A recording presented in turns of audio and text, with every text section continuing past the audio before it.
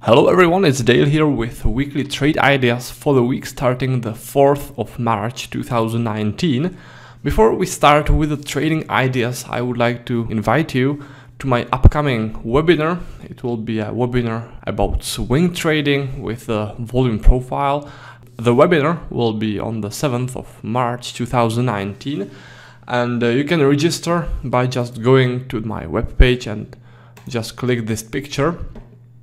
And there you just fill in your information and you can register for the free webinar. I'll go through a lot of interesting and helpful stuff, so make sure you don't miss it. Anyways, let's go into the ideas. Let's start with intraday ideas and let's go for the New Zealand dollar, Canadian dollar. There's a very nice case of volume accumulation set up. And as you can see, there was a pretty long rotation right there. The price was rotating in this area for more than 1 day, and afterwards you can see that strong sell-off started from this place. This was sort of open drive from this price level, and then the sell-off started.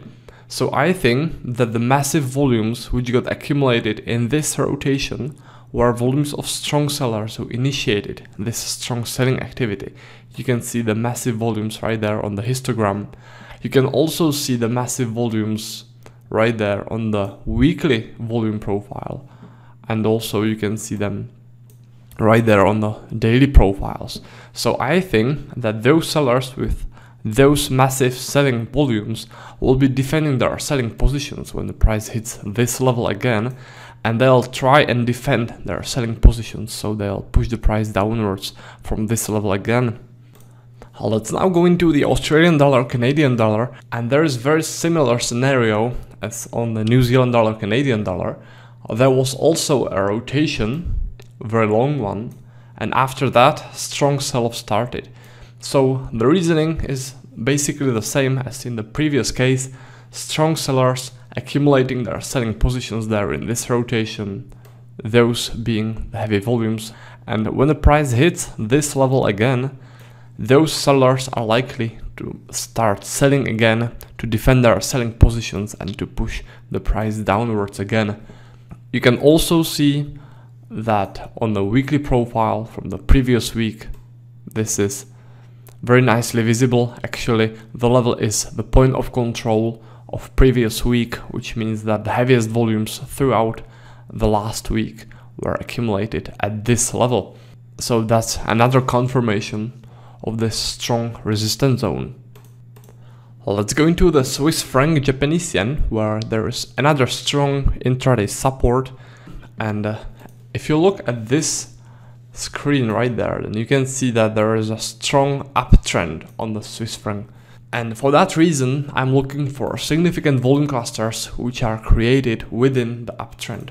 So if I use the flexible profile like this, then you can see that the heaviest volumes in this volume cluster were right there.